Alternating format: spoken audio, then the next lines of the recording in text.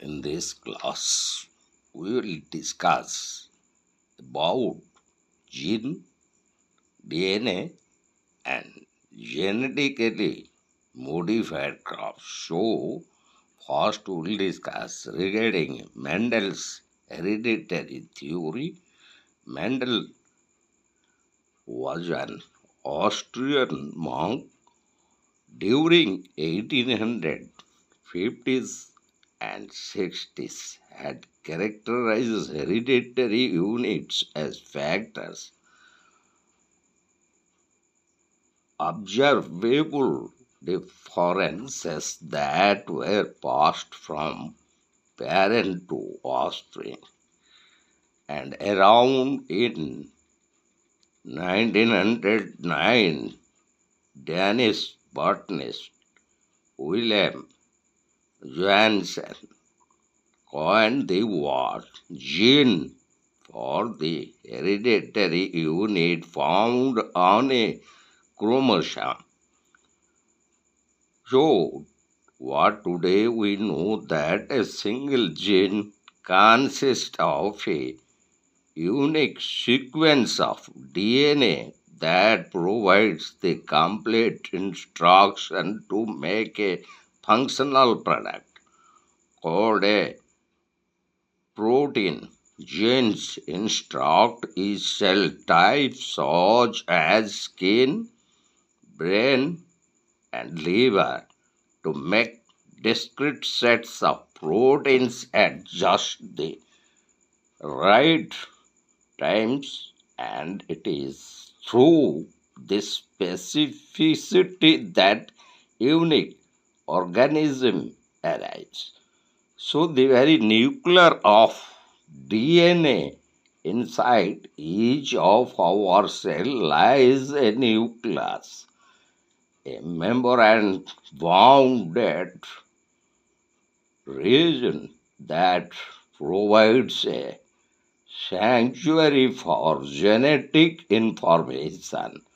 The nucleus contains long strands of DNA that encode this genetic information. A DNA chain is made of four chemical bases: adenine and guanine, which are called purines, and another one is cytosine and thymine, referred to as pyrimidines. Each base has a slightly different composition or combination of oxygen, carbon, nitrogen, and hydrogen. In a DNA chain, every base is attached to a sugar molecule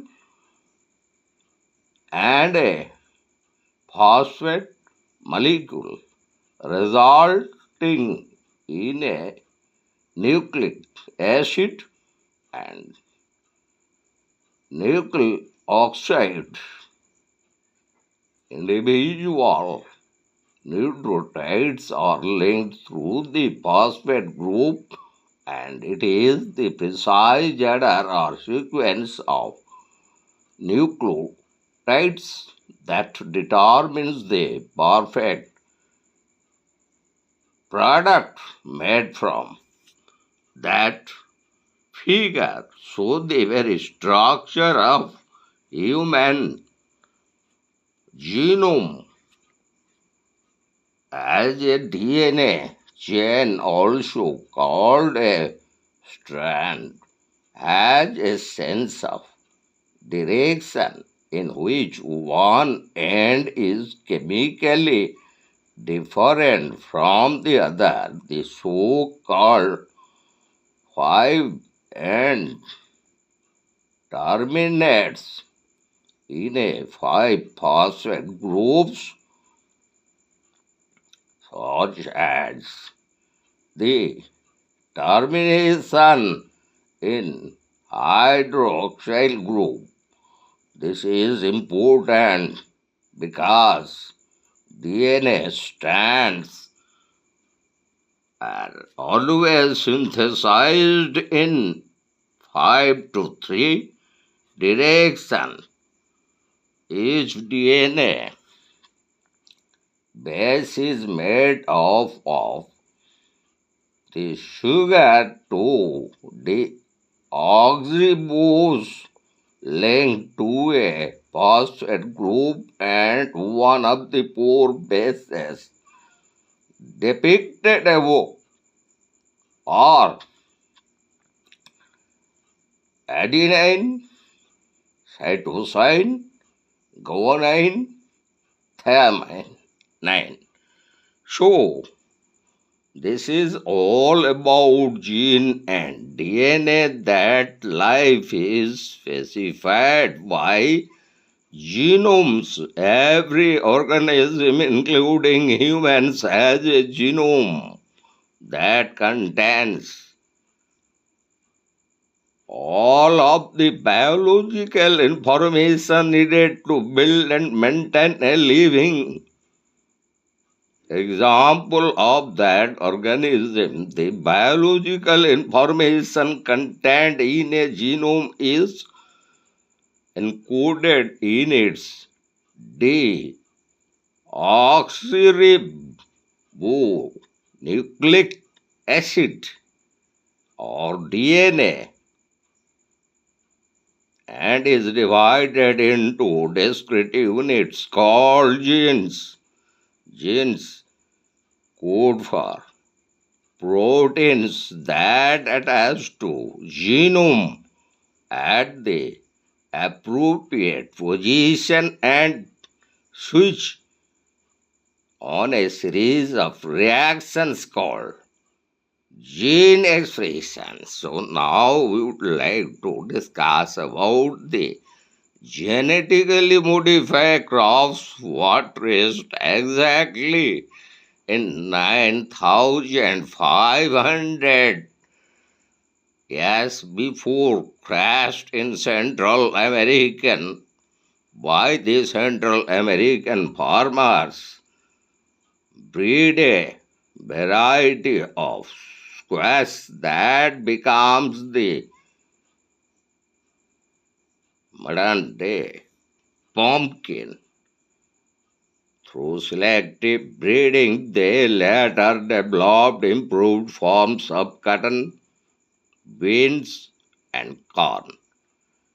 Around 1879, the pioneering American botanist William Jamesville of Michigan State University develops the first scientific process of corn and shows that the results have up to 50% higher yields.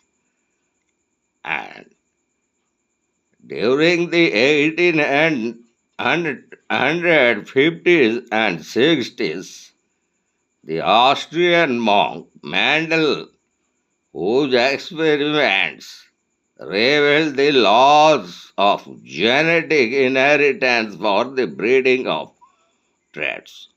And in 1900, the scientist rediscovered the work of Austrian monk Mendel's theory of inheritance. And during 1920, 20 scientists find that exposing plant seeds to X-rays leads to creation of mutants with randomly altered genes and produces improved versions of crops such as oats and beans. And in 1983, Jepsel and Marban Montagu in Belgium published their report of the creation of the first genetically engineered plant a form of tobacco given a specific trait. In 1994, the first genetically modified fresh food goes on sale in the USA, and that is the Calgin's longer lasting flab sab tomato. It's high cost, it harms consumers, and it is withdrawn from sale 18 months later. In 1998, US agrochemical giant Monsanto launches a major public awareness campaign about genetically modified crops, prompting mass protest in Europe and putting the debate in the public arena for the first time. And in 2008, researchers in the USA and Finland find genes controlling carbon dioxide absorption and water release by plants, advancing the development of crops able to cope with climate change. So, this is all about gene, DNA, and genetically modified crops that we have discussed in this class. So, in our next class, we will discuss about the nuclear fallouts and radiation effects